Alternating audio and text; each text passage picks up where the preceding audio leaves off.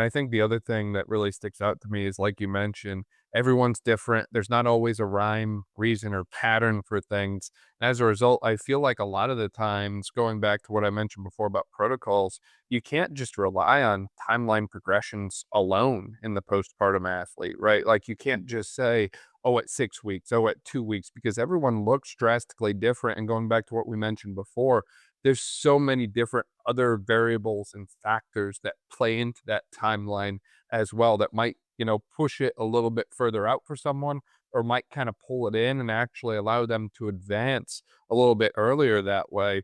Going back through your own experience that way, you mentioned that you were training very early on postpartum. I think from what I remember seeing, I feel like it was within a couple weeks you were back doing some kind of exercise and movement. Now, that might not have been 2 rep max back squat, but you were doing stuff.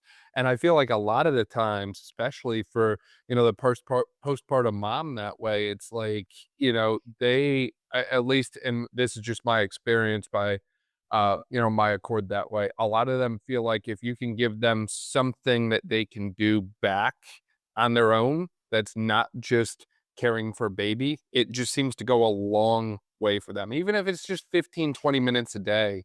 And there's a lot of different variables and factors that go along with that, I'm sure, just from like body changes and so on that way. But it certainly seems like reintroducing exercise early is good. For you, what's kind of that early timeline look like? 1 to 2 weeks, 3 weeks, 4 weeks? And what does that typically entail for you? Any kind of specific movements, patterns, loads, isometrics, anything of that sort? Yeah.